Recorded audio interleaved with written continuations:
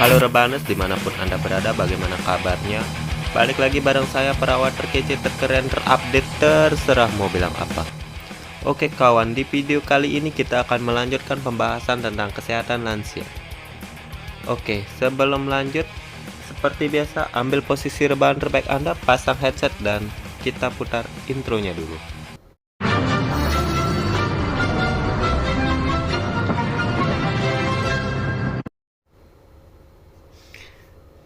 Untuk teman-teman yang belum menjawab soal nomor 1-10, link sudah saya sisipkan di deskripsi. Silahkan teman-teman mengecek video sebelumnya.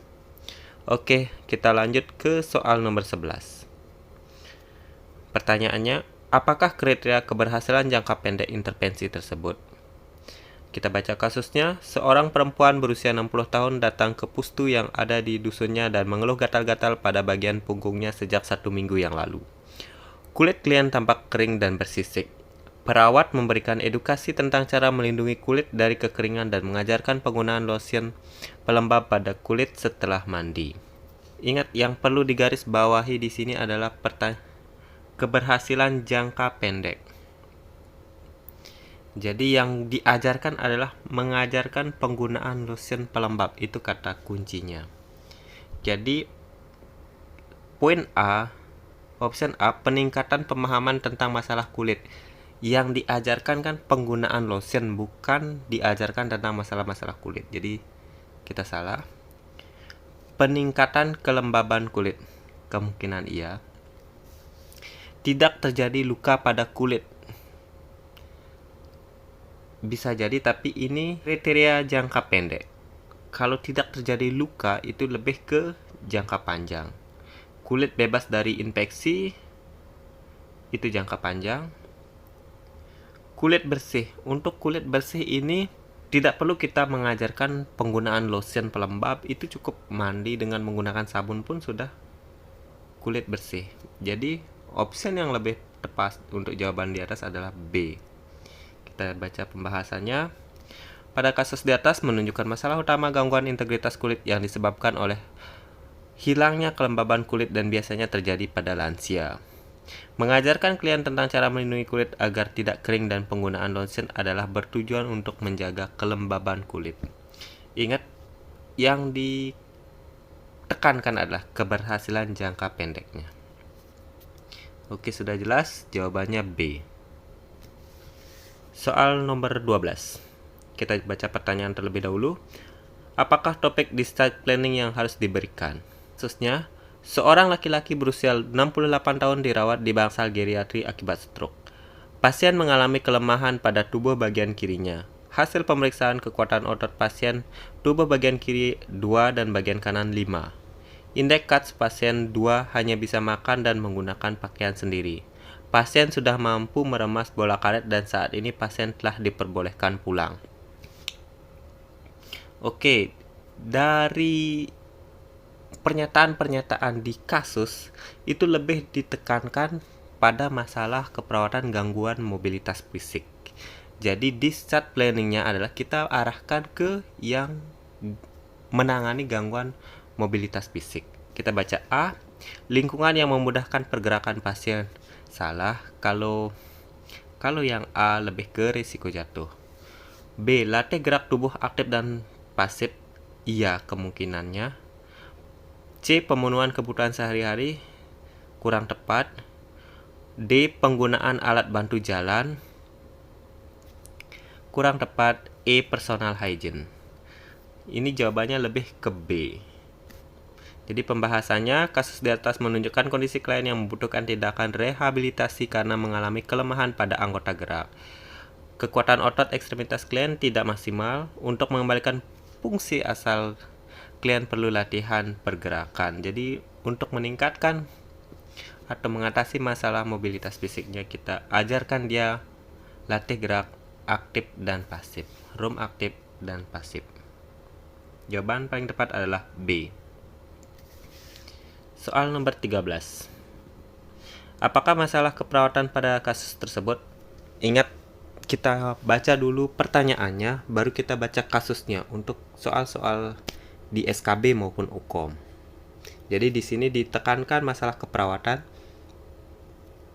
Jadi ketika kita membaca soal, kita lihat clue-nya mau diarahkan ke diagnosa mana. Kita baca kasusnya. Seorang perawat melakukan kunjungan rumah menemukan laki-laki berusia 69 tahun mengeluh nyeri pada kepala bagian belakangnya, pusing telinga dan berdengung. Nyeri selalu muncul sepulang klien kerja dari sawah. Klien mengatakan bekerja di sawah dari pagi hingga menjelang sore sehingga tidak pernah mengikuti posbindu yang ada di daerahnya atau datang ke pustu untuk kontrol tekanan darah. Klien memiliki riwayat hipertensi dan hanya meminum obat yang diberikan ketika datang ke posbindu pertama kali yang saat ini sudah habis. Hasil pengkajian tekanan darah 170/130 mm Hg, frekuensi nadi 80 kali per menit, frekuensi napas 20 kali per menit. Oke, kita lihat dulu diarahkan kemana sih soal ini. Ingat, di sini ada klien memiliki riwayat hipertensi, kita tandai dulu. Terus minum obat yang diberikan pada posbindu pertama kali dan sudah habis, itu satu. Berarti dia sudah tahu dirinya hipertensi. Ingat, kata kuncinya dia sudah tahu mengalami hipertensi. Kata kunci keduanya, klien mengatakan bekerja di sawah dari pagi hingga menjelang sore, sehingga tidak pernah mengikuti posbindu. Dari kata-kata kunci di atas, tentu arah dari soal ini adalah manajemen kesehatan inefektif. Karena pertama, dia sudah tahu hipertensi. Yang kedua, ada program. Dia ada program nih untuk berobatnya harus rutin. Terus ada posbindu, dia harusnya datang setiap ada posbindu, tapi dia tidak bisa datang karena alasan pekerjaan. Jadi dia tidak bisa memanajemen kesehatannya untuk mengatur waktunya datang ke posbindu. Jadi diagnosa paling tepat adalah manajemen kesehatan inefektif. Nah, di soal-soal di kesehatan lansia atau di komunitas, ada 3 diagnosa yang paling sering mengecoh. Yang pertama, manajemen kesehatan inefektif. Yang kedua, perilaku kesehatan cenderung berisiko. Yang ketiga, pemeliharaan kesehatan inefektif. Perilaku kesehatan, manajemen, dan pemeliharaan itu yang sering muncul dan agak susah dibedakan. Ingat kata kuncinya. Untuk manajemen kesehatan, kata kuncinya adalah dia ada program, tetapi dia tidak bisa mengikuti program tersebut karena ada alasan tertentu. Misalnya seperti kasus di atas itu, dia ada pekerjaan seperti itu. Dia cenderung sudah ada program gitu untuk misalnya untuk hipertensi kan harus rutin minum obat, tapi dia tidak rutin minum obat. Dia harusnya ada kegiatan pustu, dia tidak pernah datang ke pustu karena ada kesibukan. Itu masuk ke manajemen. Pokoknya manajemen itu adalah mengelola, pokoknya memanage diri. Itu kata kuncinya.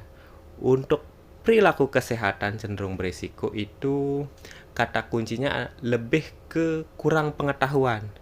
Dia tidak tahu nih dia itu hipertensi, jadi dia makan makanan yang bergaram-garam, terus merokok, pokoknya jarang berolahraga karena dia tidak tahu. Intinya dia tidak tahu tentang penyakitnya. Jadi itu masuknya ke perilaku kesehatan cenderung berisiko. Lebih ke ketidaktahuannya dia. Untuk pemeliharaan hampir sama ke manajemen, tapi bukan manajemen ini. Kalau pemeliharaan itu lebih ke dia sudah tahu tapi dia tidak mau menjalankan. Itu bedanya dari perilaku kesehatan. Misalnya dia sudah tahu dirinya hipertensi, tapi dia masih juga mengkonsumsi rokok, makan yang bergaram-garam seperti itu. Jadi intinya di perilaku kesehatan cenderung berisiko itu dia tidak tahu. Terus yang pemeliharaan kesehatan dia sudah tahu tapi dia tidak mau memelihara kesehatannya. Terus untuk manajemen kesehatan dia tidak mau mengikuti program. Intinya seperti itu. Saya ulang sekali lagi, untuk manajemen kesehatan dia ada program tapi dia tidak mau mengikuti programnya. Untuk perilaku kesehatan cenderung berisiko dia tidak tahu, jadi dia melakukan kegiatan karena tidak tahu. Untuk pemeliharaan kesehatan dia tahu tentang penyakitnya tapi dia malas untuk melaksanakan pencegahan tersebut. Itu kuncinya. Oke, kita lihat pembahasannya. Di pembahasan jawaban E dan manajemen kesehatan efektif itu adalah bisa teman-teman baca sendiri. Saya ambil dari SDKI 2016. Untuk teman-teman silahkan, kalau penjelasan manajemen dan perilaku kesehatan dan pemeliharaan kesehatan yang tadi saya jelaskan kurang paham teman-teman, silahkan baca lagi di SDKI. Jadi lihat data mayor, data minornya, pengertiannya, nanti dari sana teman-teman bisa menyimpulkan sendiri apa sih perbedaannya. Kalau dari saya lebih cenderung melihat di kata kuncinya. Kalau sudah ada program, dia tidak mengikuti program, berarti dia masuk ke manajemen. Kalau dia tidak tahu tapi dia melakukan kegiatan yang cenderung untuk membuat dia lebih parah sakitnya, itu perilaku kesehatan cenderung berisiko. Tapi kalau dia sudah tahu tapi dia malas untuk melaksanakan apa yang harusnya dia lakukan, itu masuknya ke pemeliharaan kesehatan. Kita lanjut ke soal nomor 14. Pertanyaannya, apakah data yang perlu dikaji lebih lanjut pada kasus di atas? Kasusnya, seorang laki-laki berusia 60 tahun tinggal di Panti Werda sejak 1 tahun yang lalu, mengeluh pusing, mual, dan badan terasa lemas dan mengantuk. Hasil pengkajian didapatkan klien mengatakan sejak 2 hari yang lalu makan hanya 1 kali per hari dengan porsi sedang. Klien bingung menunggu anaknya yang belum datang untuk mengunjunginya. Tekanan darah 120/80 mm Hg, frekuensi nadi 68 kali per menit, frekuensi napas 20 kali per menit, suhu 37,3 derajat Celcius, klien tampak pucat. Kita baca pembahasannya. Dari masalah yang dimunculkan di atas, klien lebih dominan pada kasus masalah pencernaan dan pemenuhan nutrisi.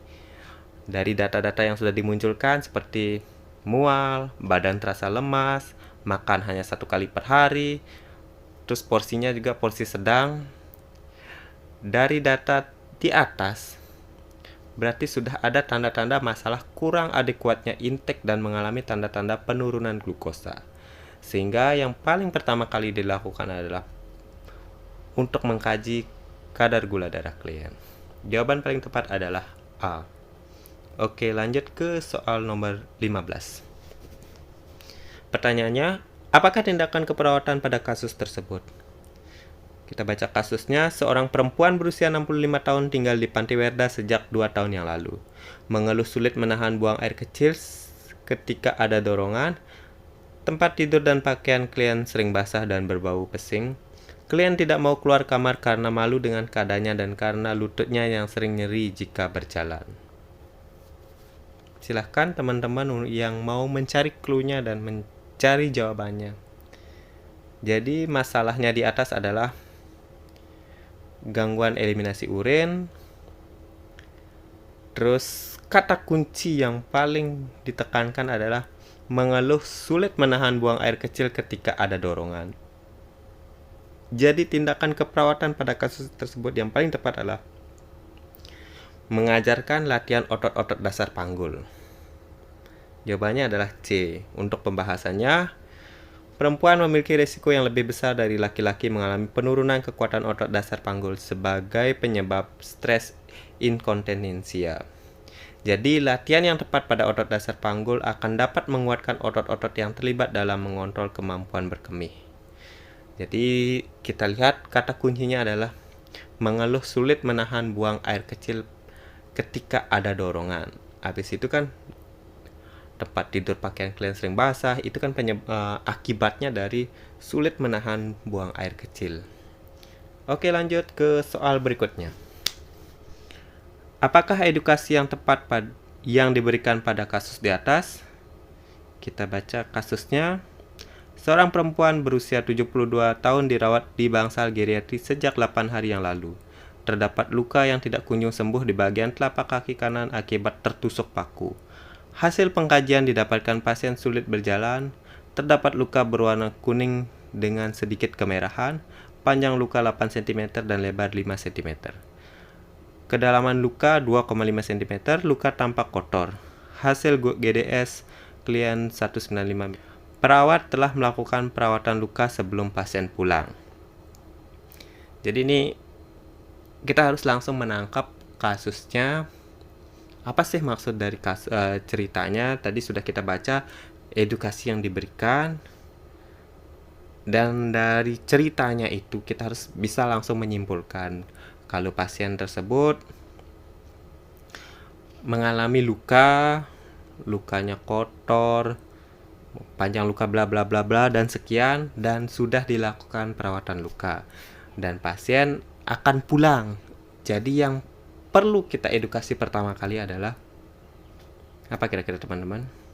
Apakah prosedur perawatan luka secara mandiri, atau konsumsi makanan tinggi protein, atau latih gerak aktif dan pasif, atau tanda dan gejala infeksi, atau diet rendah gula?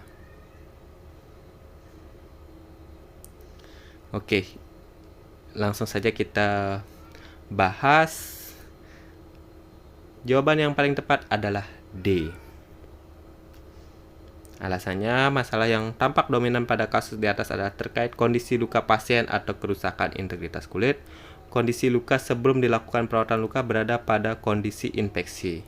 Coba lihat, terdapat luka warna kuning dan sedikit kemerahan. Jadi, sangat penting untuk pasien mengetahui tanda dan gejala infeksi agar segera mendapat perawatan.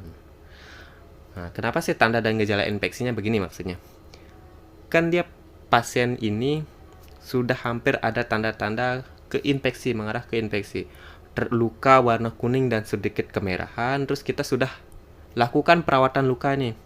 Nah, sebelum pulang itu pasti kita ajarkan, Pak, kalau nanti ada tanda-tanda seperti kemerahan, tambah sakit, bengkak, badan panas, segera bawa ke paskes terdekat. Itu yang pertama kali kita edukasi.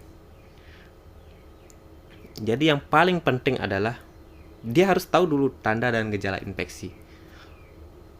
Entah tahu kan yang kemerahan, panas, bengkak, yang seperti itu. Kita dulu ajarkan ke pasien. Takutnya kalau dia tidak diajarkan, nanti dia bengkak, panas, itu dia diamkan. Nah, baru lanjut ke prosedur perawatan luka secara mandiri. Baru kita begini loh cara perawatannya di rumah. Kalau memang tidak ada infeksi kan dia bisa rawat sendiri. Kapan dia balik ke fasilitas kesehatan. Terus untuk konsumsi makanan itu belakangan bisa dilakukan. Yang paling penting adalah dia harus tahu tanda dan gejala infeksi dulu. Jadi kalau dia sudah tahu tanda dan gejala infeksi, kalau dia terjadi infeksi bisa langsung ke fasilitas kesehatan terdekat. Oke, kita lanjut ke soal nomor 17. Apakah prinsip etik yang dilakukan perawat pada kasus di atas? Oke, di sini ditanyakan adalah kode etik. Kita baca kasusnya. Seorang laki-laki berusia 60 tahun tinggal bersama keluarga, dirawat oleh perawat home care. Keluarga mengatakan klien sudah 1 minggu tidak memiliki selera makan, sering terjaga di malam hari dan mudah untuk marah-marah. Keluhan terjadi sejak klien pensiun dari pekerjaannya. Keluarga bingung dan tidak tahu cara merawat klien. Perawat berusaha mengumpulkan informasi tentang klien dari keluarga dan tetangga sekitar sebelum bertemu dengan klien. Jadi kata kuncinya di sini adalah perawat berusaha mengumpulkan informasi tentang klien dari keluarga dan tetangga sekitar sebelum bertemu dengan klien. Itu kata kuncinya untuk menentukan kode etiknya di sini. Jadi masuk ke mana? Apakah non malpensien? Ingat, kalau non malpensiensi itu adalah jika dilakukan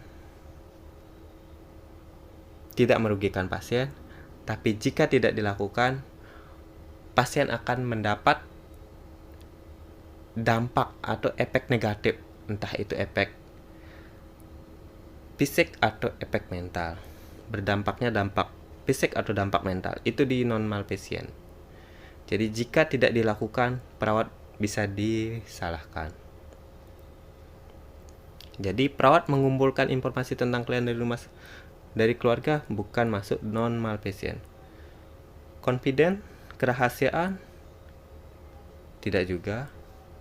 Beneficient. Di beneficient ini kalau dilakukan akan menguntungkan pasien. Kalau tidak dilakukan, perawat tidak masalah. Jadi ketika perawat mengumpulkan informasi-informasi tentang klien dari keluarga dan tetangga sekitar, jadi perawat akan bisa mampu memberikan treatment yang lebih baik. Jadi itu akan mendapat keuntungan dari klien tersebut. Nah, kalau tidak dilakukan gimana? Ya tidak ada masalah di perawatnya. Jadi jawabannya lebih ke C. Fidelity, menepati janji, kayaknya tidak, karena tidak ada kata-kata untuk menepati janji. Kalau justice, keadilan, tidak ada tanda-tanda untuk berbuat adil. Jadi yang paling tepat adalah jawabannya C. Kita baca pembahasannya. Pada kasus di atas, etik yang diterapkan oleh perawat adalah beneficency. Perawat mempertimbangkan tindakan yang memberikan kebaikan pada klien dengan mencari informasi yang valid berkaitan dengan klien sehingga dapat mencapai keberhasilan perawatan. Seperti saya bilang tadi, jika dilakukan akan lebih baik untuk pasien. Jadi treatmentnya akan lebih bagus. Tapi jika tidak dilakukan ya tidak ada masalah. Jadi masuknya ke beneficency. Oke, jelas. Lanjut ke soal nomor 18. Masih pertanyaannya ke prinsip etik. Apakah prinsip etik yang dilakukan perawat pada kasus di atas? Kita baca kasusnya. Seorang perempuan berusia 70 tahun tinggal di Panti Werda sejak 3 tahun yang lalu. Klien terlihat sedih dan murung. Klien tampak lemah dan menghabiskan hanya 1/4 porsi makan yang diberikan. Teman satu kamar klien mengatakan jika klien sudah 2 hari menunggu anaknya yang belum datang mengunjungi. Perawat berusaha mengatasi masalah kesehatan yang dialami klien dengan melakukan kontak pertemuan pertama. Tetapi klien menolak dengan alasan akan beristirahat. Perawat mengizinkan klien untuk beristirahat.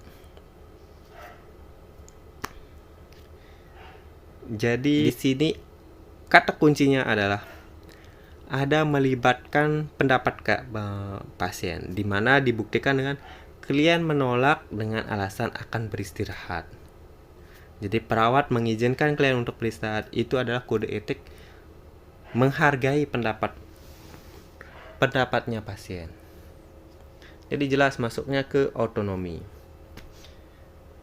Pembahasannya pada kasus di atas, etik yang diterapkan oleh perawat adalah otonomi. Perawat mempertimbangkan pendapat klien yang selalu melibatkan dan memberikan kebebasan dalam mengambil keputusan kepada klien. Jadi di sini sudah jelas pasiennya mengambil keputusan untuk beristirahat, dia masuknya ke otonomi. Cluenya sangat jelas di sini. Oke, soal selanjutnya, apakah masalah keperawatan pada kasus tersebut? Kita baca kasusnya. Seorang perempuan berusia 62 tahun tinggal di Panti Werda sejak 3 tahun yang lalu. Klien mengeluh kekakuan pada nyeri pada kedua lutut, khususnya pada pagi hari dan setelah beraktivitas. Hasil pengkajian, klien tampak lemas, kekuatan otot tubuh bagian atas 5 dan bagian bawah 4. Klien berjalan tanpa bantuan dan tampak memegangi bagian lutut ketika berdiri lebih lama. Pengkajian indeks CAS klien termasuk dalam kategori A. Jadi dari kasus di atas kita lebih ditekankan di gangguan mobilitas fisik. Kita lihat gangguan mobilitas fisik adalah keterbatasan dalam gerak fisik seperti satu atau lebih ekstremitas secara mandiri.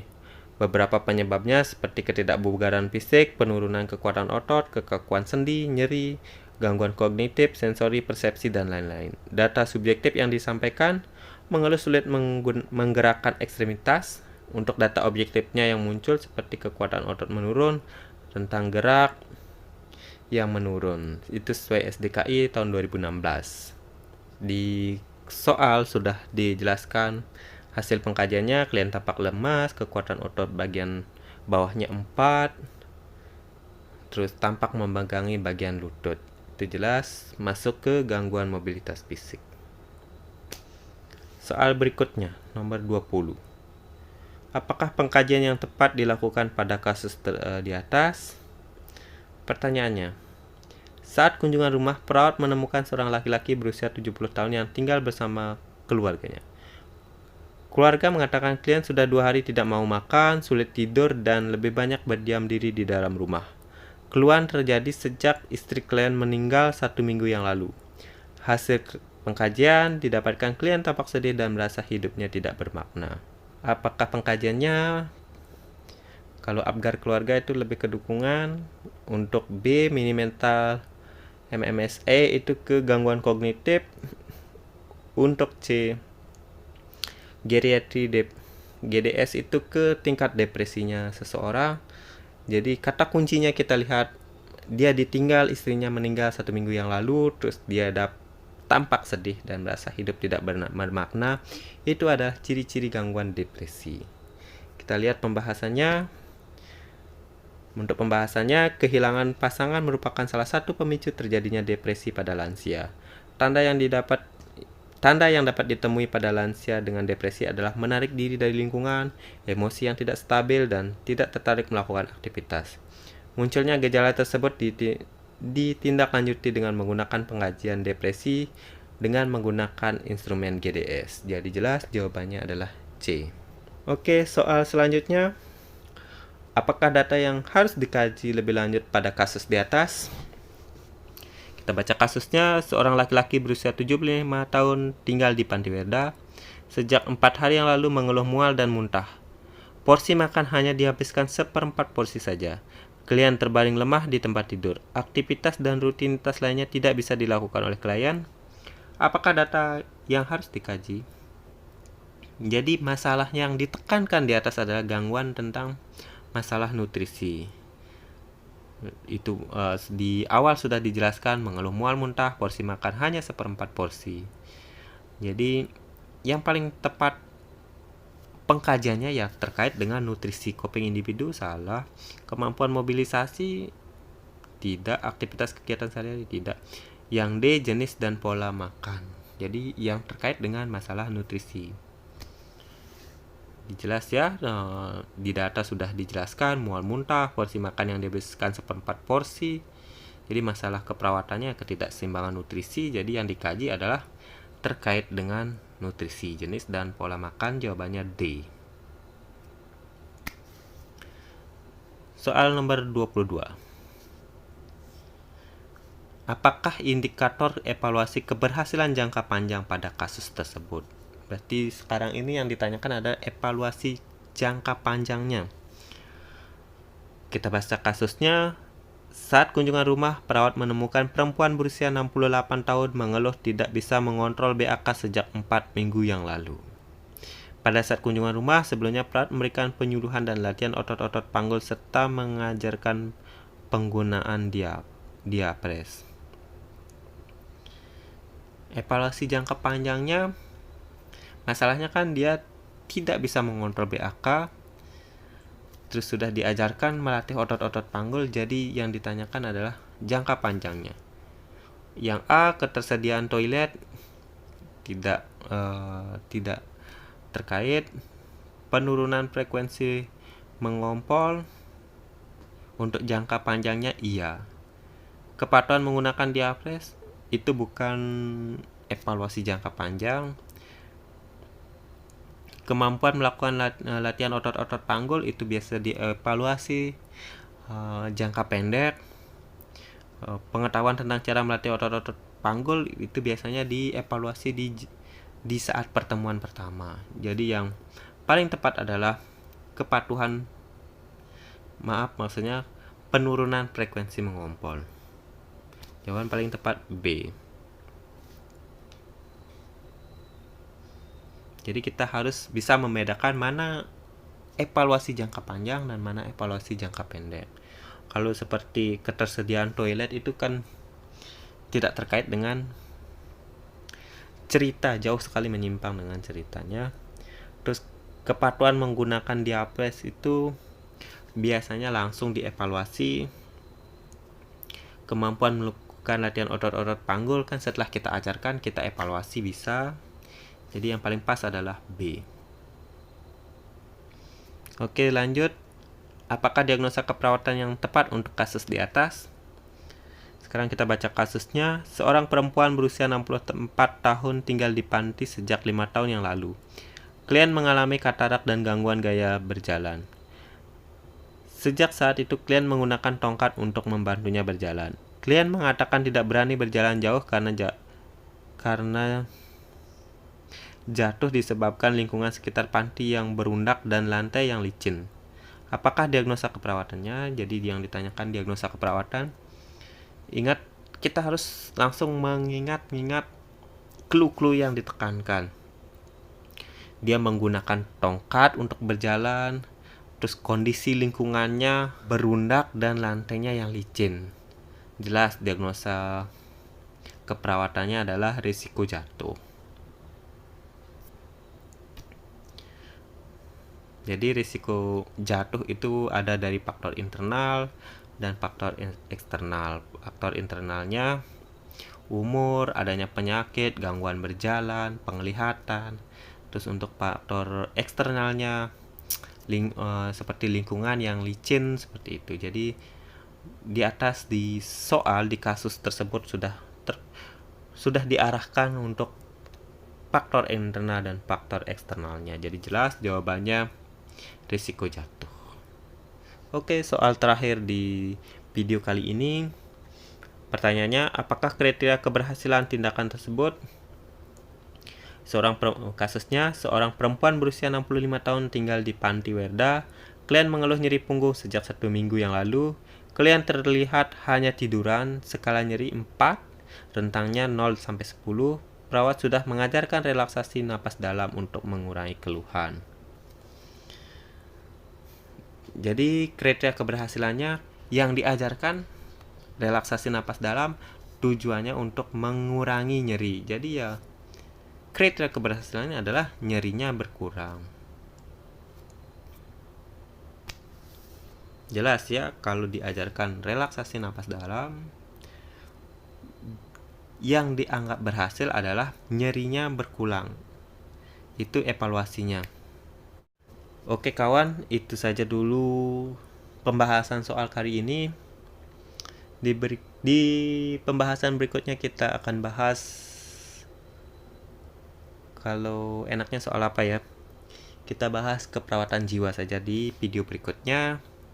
Atau kalau ada yang mau request, silahkan request di kolom komentar. Nanti kita akan baca satu persatu kira-kira mau bahas soal tentang apa. Oke, jangan lupa di like video ini biar saya tambah semangat untuk membuat video. Kalau bisa di share juga lebih bagus. Untuk teman-teman yang men-share video ini, saya doakan ASN tahun ini. Oke, saya Gostre pamit undur diri, semoga bermanfaat. Akhir kata saya ucapkan terima kasih.